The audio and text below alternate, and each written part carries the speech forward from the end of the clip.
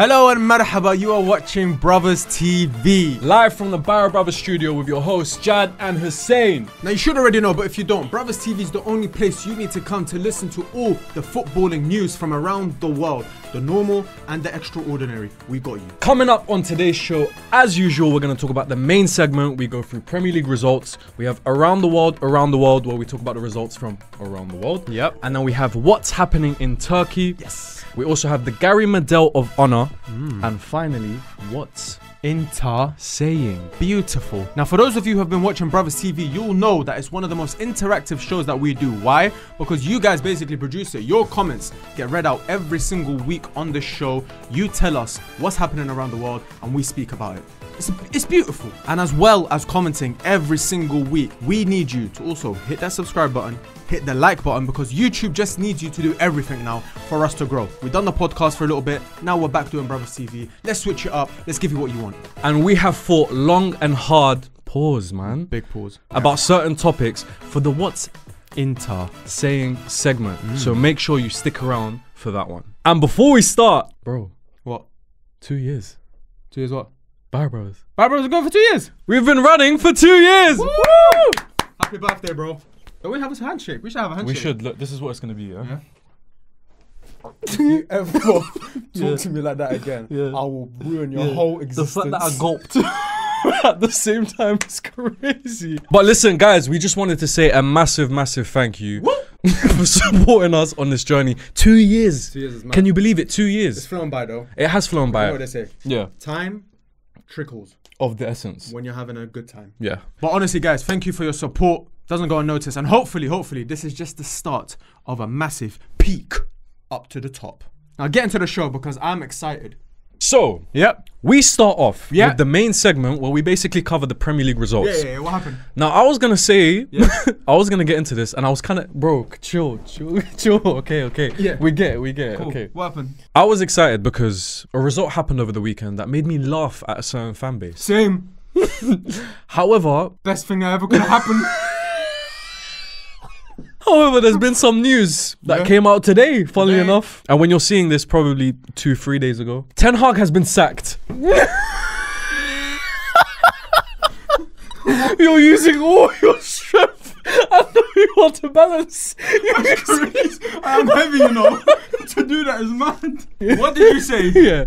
If you haven't seen it already, the news about Ten Hag being sacked as Man United manager. Now, I'll be honest with you. You can see the excitement in Hussein's face. No, it's normal. It's a normal day. However, this is possibly the worst day of my life and the worst day of every non-United fan's life on this planet. Cry more. Yeah. You lot had a lot of time to be happy. Now it's my day. Yeah. I didn't expect it. Yeah. I'm happy it's happened. Yeah. Ineos, thank you very much. Cool. But also at the same time, I've got arthritis. Yeah. So this is not a normal position for me. So West Ham played Man United at home and beat them 2-1. Not important. Ten Hag is gone. Ten Hag is gone. Ten Hag is gone. Ten Hag. Come, Depke. No, this is too much. But you know what? On the way I was driving to here, Ineos, subhanallah, have sacked a manager and already contacted another manager. Yeah. And I'm pleased to say at Barra Brothers we've got an exclusive. Ruben Amorim has joined us right now in the building. Ruben, how are you? Cool. That's very nice, man. You need to learn English as soon as possible because I'm not having another one. Yeah? No, he's got charisma and he seems like a decent manager. He's a champion as well. He's won stuff with Sporting. I don't know much about him. However, I do know that Liverpool really wanted him before And Slot. City. And City too. City But want him to replace Pep. he was on Liverpool's radar. It was between him and Slot. So City want him to replace Pep. Obviously, as we've prepared for the show, last night I was coming here depressed. I was coming here sad. So I thought of an idea. But now that that is no longer the case, I was thinking of scrapping that idea. But I still want to bring it, just in case Ruben Amorim doesn't succeed. Do you think fans should be allowed to support eras rather than teams? Hear me out. When I was young, Ruud van Nistelrooy made me support Man United. Sir Alex Ferguson was my second dad. Cristiano Ronaldo was my older brother. Yeah. Wayne Rooney was my crazy neighbor. yeah. Patrice Evra was my funny friend. Like, these were players that I invested my life into, yeah? None of them are around anymore. The whole legacy, the meaning of the club that I supported when I was a kid that made me support United is no longer there. It's a completely different team. And Chelsea, to a certain extent, completely different team. Other than the badge and the colours, Everything else has changed. Why did I sign a lifetime contract? I'm asking you, should you be allowed to change eras? So what you're saying is basically me. I supported United 2000, 2013. So I supported Milan, Yeah. because of Kaká and all these players. There you go. And now it doesn't feel like it's the same. Bro. There's none of that history. It's all in the past. Yeah. No champions in that team. Nothing. No Ballon d'Or prospects or anything like bro. that. How do you go about supporting the next team? So these are the rules. You can't support 2 eras in the same country. Okay. That's important. So right now, So you're going to Uzbekistan? no, so right now, I would probably have to go to, I'd probably say Marseille. Third in the league, they're doing all right. It's on you. It's a tactical game. If you go to Real Madrid now, that's on you. And they don't win for the next 10 years, well, that's on you. That's your decision that you've made. Do you get what I'm trying to say? Yeah, so it's still tactical. No, I get it, but that's no. No? Let us know what you think. I think that's a very reasonable thing because I don't think you should be signing lifetime contracts at the age of 4. I hear that. Like, my dad made me support this team, and now I don't want to support them because but I bro, want to line a book. No, not you. Not you. okay, Him. no, but at the same time, bro, like that's what football's about. It's about that feeling. No. Think about it, yeah. There's people, no offense, but there's people that support Yeovil. No, but like, Yeah. that's their life. They grew up in that town. But they knew the risk. I didn't. It's like, imagine you got with a girl when you're 18. Slim, thick, tight body with a nice waist. 10 years. She kept it up, bro. On the 11th year, cheat meal every day. And voice changed. Personality as well. Like that. Everything's changed. The only thing that's the same is her name. Are you allowed to break up with her? Bro, No! that's mad. Yo, this is the difference between winners and losers. Stay with her, bro. Let us know what you think. Don't stay, just cheat. Yeah, first. You know what I mean? Yeah. Now the next result in the Premier League, which is our final result, because we don't want to speak about too many results because we don't care about the other results. We don't care about you. We don't care about you. Arsenal 2, Liverpool 2. Good game. Very good game. I didn't watch any of it. I was on the plane. I was very annoyed. I'll be honest with you. Arsenal fans, I have a question for you. And be honest. Don't lie. Is it time to get rid of Martinelli? I think that's very obvious. I don't think it is. Because Arsenal fans, they like to defend their own players with their heart, soul, and penis. However, sometimes you're just doing too much. I truly think it's time for Martinelli to move on. Or at least bench. I have never seen a footballer as frustrating as Gabriel Martinelli. Head down. Thumbs up. Head down, thumbs up. Yeah, no, but literally, bro. He's running into defenders. He's getting bullied by fullbacks unless he's dribbling past them. But when it comes shoulder to shoulder, of course, he's not the biggest guy. But bro, you have to have something about you. I'm watching Saka play with aggressiveness, bro. Yeah, but they say that about Martinelli. He's a dog, apparently. Bro, he's not. But honestly, credit to Arne Slot, man. Bro, to go away to the Emirates and get a draw after being down twice is a very good result. I think they're title challengers, and I don't think people are rating them enough. You lot don't move me for the title this season. Yeah, I don't think so either. Yeah, I think Liverpool have a better shot than you guys. So hold that, innit? All right. Next segment, or I'm gonna go wine. Next segment. Okay. We move on to Around the World, Around the World. Ruben Amorim can sing. We go over to one of the biggest games on this planet. Oh! The El Clasico. Wow, what a game. Now, I just want to say, yeah, I watched Real Madrid against Dortmund and I saw that comeback. Yeah. And I was like, yeah, El Clasico is going to be fun. Then I watched Barca Bayern and I saw what Barca did to Bayern. And I was like, El Clasico is going to be fun. Yeah. Like, it's going to be goals Yeah. and they're going to battle. And then I tweeted it and I was like, can't wait for this El Clasico. It's different to the others. And then I had some Barca fans reply to me. I'm like, bro, whatever. We're going to dominate them. We're going to destroy them. And I was like, this confidence is crazy. Where did they get this from? Hansi Flick. Literally, what I was going to say, Hansi Flick has completely transformed this Barca team. Just makes you think how bad Xavi was. And he was linked to us. And for the first half, stalemate. Like, obviously, they scored whatever. But that second half performance, Barcelona, mucho gusto. Mucho gusto. That second half, nice to meet you. It makes sense though, slightly. No, I swear that means I like it a lot. No? Fuck. You're trying to say me gusta. Me gusta. I think that might go down as one of the coldest moments in history. A 17-year-old scoring in the biggest game that he could potentially play for his club. Like, that is the big... If you're playing for Real Madrid or Barcelona, that is the game you look for on the calendar. It's the El Clasico. So go in at 17, score, and then use the opposition's GOAT's celebration that he used against them back at them is cold. Yeah, and it's crazy. You don't understand that, the bro. confidence is crazy. That's like Kobe Mainu scoring a free kick at Anfield, going up to the camera and kissing it. Yeah. But 10 times. Yeah. Man went... I have a question. Oh, I love questions. Is Lamine Yamal the best teenager you've ever seen? At any point ever. Yes. Who are the candidates? Okay. Realistically. Okay. In my head straight away, I'm thinking of Mbappe. I'm thinking of Neymar. So Monaco Mbappe. Santos Neymar. Man United Rooney. Barcelona R9. Liverpool Michael Owen. Santos Pele. Oh my God, we're going historic. And Barcelona Messi. When I think of this question, I think who looked the most complete player. Like he could be playing with 29, 30-year-olds and just not look out of place. Lamine is there. Mbappe is there. Mbappe is there. Rooney's there. Neymar, I don't think was the finished article. I don't agree. I don't think Neymar was the finished article. I don't agree. And it was in Santos. I have to hold that against him. No, I agree with that, but I don't think you can hold it against him. Because what Neymar was doing in that league at that age is better than anything these guys were doing. But then you can say that about Endrick. No, you can't. Why? Compare that to Neymar. 16-year-old Endrick. No. What Neymar was doing is a different level. No one has ever seen a teenager do that, bro. Doesn't matter what league you were playing in. Neymar in that was taking it for an absolute he was joke. But I don't think he's better than the ones I mentioned. To another level. No, he was. I think he was. So you're taking Neymar as the best? You know, because I think he's very, very underrated as a teenager. Oh my God. Like very. But I don't agree. when that's why I take the Brazil into consideration, the league, because then when you take it onto the big stage and then you've got someone who's won the Euros, you've got someone who's scoring in El Clasicos at the age of 17, I think it has to be Lamine Yamal. Because, and this is why I say Lamine Yamal, right? Because Mbappe at Monaco was a joke, right? We can all agree. He might have fallen off since then. He's not that same Mbappe that he was. Yeah, exactly. He's not that same player, but he was a joke at Monaco. Lamine Yamal in Barcelona at 17, like a lot of these players 18, 19. Like Messi, we remember him 19 years old at Barcelona. Rooney 18 years old at Man United. Do you know what I mean? But 17, and he's only just recently turned 17. 16, really. So last season when he was doing his thing, he was 16. Yeah. That was a 16-year-old in my head winning that Euros. I'd have to agree that it's Lamine Yamal because of those reasons. He's done so much in such a short amount of time and been integral. It's not like he's been like a part to play. Like I don't think Spain win the Euros without him. I don't think Barcelona do as well without him. I have to say though, second for me will probably be Rooney. I knew you were gonna say that. Only because he was genuinely so well-rounded. Yeah, like a freak. No, he was at 18. No, I agree. I don't know if it's right. I think it was a Champions League debut. He scored a hat trick against on his first ever game. Fenerbahce.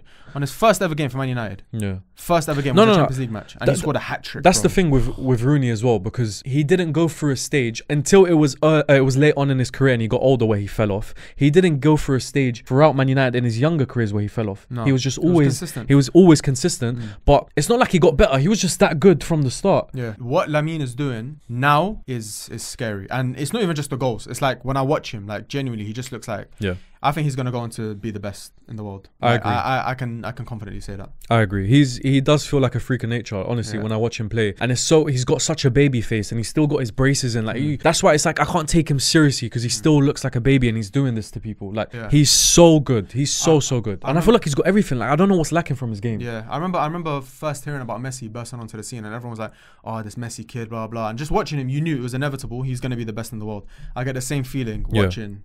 Yeah. Lamine. Over the years, like most recent years, you could say that it kind of died down because it would be a weekend and El Clasico today. You're like, what? Yeah. Bro, back in school, weeks in advance. Weeks in advance. Yeah, it was like and you had the people in school, right? You support Arsenal, but I'm a Madrid fan. Yeah. Support United, but you're a Madrid fan. Then you had the others that supported Barca. You always argued with them, like, this is what's going to happen. This is because it was Messi versus Ronaldo. It was Pep versus Mourinho. It was El Clasico. It was the best. It was the best period ever. And obviously we were in school during those years. Damn. And moving on with the around the world segment, we are moving to Italy, where Inter Milan 4. Wow. Juventus 4. We don't want to talk too much about them because I hate both. So what I am gonna say is Forza Inter. Yildiz. Class. Yeah, I'm telling you, man. Turkey's got something cooking. He's effective, but I'm not like mesmerized. Does that make sense? Yeah. But I always see him somehow on the score sheet or assist. That's all that matters. And the next segment, we move on to Hussein's favorite, which is what's happening in Turkey. My favorite place on earth. If you know, you know. If you don't, let me tell you. Turkey on Barra Brothers is not a location. Turkey is a metaphor for crazy football news. So anything that you've seen happen in the world of football that is ridiculous, fascinating, aggressive, whatever it may be, hilarious, that's what Turkey represents. So we've looked around and you guys have sent in some beautiful videos and comments and links. So please make sure to keep doing so because we will need your help when producing these shows. But I think there's no better place to go for what's happening in Turkey than Turkey. And we've done it so many times before. But Manchester United played Fenerbahce. Jose Mourinho added to his collection of elite Mourinho moments that no one can... Jose is Jose. No one can ever be Jose. Post-match press conference. What do you think of the referee's performance? He gave us another variation of I prefer not to speak. He said that the referee told him something remarkable. That at the same moment, he saw the penalty decision, what's happening in the box or whatever it was. And at the same time, saw what Mourinho was doing on the touchline. But just the way Mourinho says things and his eloquence and his charisma and his... I could see what's happening. I could visually see what's happening. The evidence is right in front of me. I'm convinced. My eyes have seen. Mourinho could tell me something else. I believe him. And it got me thinking, what is the best Jose Mourinho moment of all time? Ooh. There's so many. Okay, for me, the greatest Mourinho moment has to be after the victory against Barcelona in the Champions League semi-final. Inter Milan. Yeah. He had Victor Valdez all up in his face, but he didn't care because someone was up there. Yeah. He was pointing at them and he was telling them, hey, I'm looking at you. I think that's the greatest celebration I've ever seen. I mean, I'm gonna name some honorable mentions because there's too many. Obviously, you got I Am Special one. That in itself, arriving in English football, that should have just let us know what we're in for. I think I'm Special one. We knew we were in for a ride. And you've just reminded me of one that hurts. Specialist in failure. Ooh. He's got away with words, man. I mean, staying on celebrations, you've got the one where Man United were having a terrible season and we go to Juventus and we're losing 1-0 and we come back to win 2-1 and he just goes onto the pitch. Yeah. Yeah. And I don't even think the Juve fans hated him like that. I think he just wanted to piss everyone off. Yeah. And and it's the face that he's doing. He creates the beef, by the way. He does. He creates the beef. Because they were like, no. They were applauding him at full time. What? I thought of another one as well. I think it was at Old Trafford. Yeah, it was Porto. Was it Porto? I thought it was Chelsea. No, it was Porto. Where he runs down the... Yeah, they beat us in the Champions League semi-final. The one that kills me is we've just lost the game and he just goes, what was the score? 3-0. So he just wants to focus on the number 3. So he gets the number 3-0. But you know what this means? 3 Premier Leagues for me, 2 for all the managers combined. Respect, and just walks out. Yeah. I'm thinking, bro, that didn't even make any sense, but I'm with you. Fuck the journalist, bro. I wanted him out at that point. He got me back on side. Pep's gone on 1-8. He said that at the right time. Yeah. He said that at the right time. I heard a story about Jose Mourinho. The man was on pre-season in the United States with Chelsea. His daughter wanted to meet Justin Bieber. Mourinho being Mourinho, he's got the connections. He goes to meet Justin Bieber. He organizes with Justin's entourage. He says, listen, my daughter wants to meet you. No problem, let's sort it out. They agree a time, a place to meet. Justin Bieber's team called Mourinho on the day they're meant to meet. I said, sorry, Justin can't make it. Mourinho says, no problem, let's come up with a new date. Yeah, let's rearrange, man. No problem. My daughter wants to meet you. You're a big idol to her, whatever, yeah? It's all about my daughter. Anything for my daughter. Yeah. They rearrange a new time in a few days. Justin's like, yeah, man, no problem. They've gone now. The time's here. Justin's all good. Yep. Entourage is all perfect. Mourinho calls in front of his daughter. He goes, yeah, no, sorry, we can't make it. They're like, why? He goes, yeah, no, something just came up. Yeah. His daughter's looking at him. Yeah. Bro. He did this. He did this. He goes, sometimes we have to. That's it. He taught her a lesson that no one can ever get the upper hand on you. That's it. You've regained the control now. He crushed his daughter's dreams just for his ego. Then you have the on-field antics. So you have the one with the referee where his assistant manager reminds him that the player's been booked already. Yeah. And they should get a second yellow card. And he notices and then sprints straight up to the referee. That's my favourite. Because it's the fact that he's just spoken to the referee. Him and his assistant have sat down. They're all laughing. Banner. No, it's not that. He closes the bottle, has to put it back in his spot. He's a sick man. And then gets up and runs. Man. My favourite one has to be, it's the smallest one. I don't think even a lot of people will know it. But when I tell you this man can't lose, he goes like this to Messi. Messi doesn't want to listen to him. He goes, get off, man. Bro, you can't get the upper hand. You can't get the upper hand. He can't lose. Yeah. Because now, if they look at him and like, bro, you got aired, he's like, no, I told him dust, bro. And he walked off. It's like when I tell you to do something, you don't listen. I say, breathe. Yeah. Breathe though. No, do you know what that is? Yeah. It's the action version of your butters anyway. Yeah. Literally your butters anyway. Your butters anyway.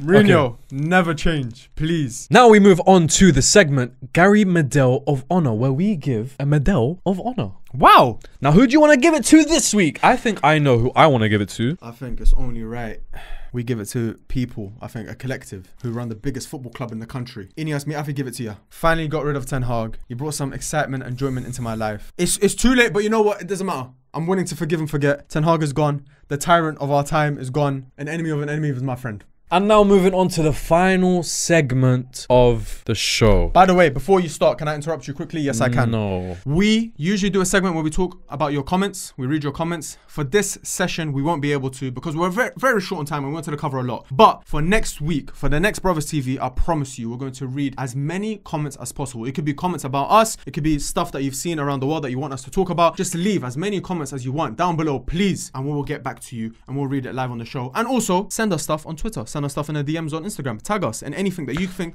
could be beneficial for the show. Yeah, and a lot of you do anyway, let's be real. A lot of them, when they do see stuff, they just tag us and be like, you know what, this needs to be sent into the next Bruvvas TV episode. And moving on to the final segment, as I was saying, what's Inter saying? Now, this segment is basically internet trends that we look at and we see and we want to talk about because you guys are talking about it, so we want to talk about it too. Yeah, all news. The most important thing that's happened is we have a new Ballon d'Or winner. Oh, God.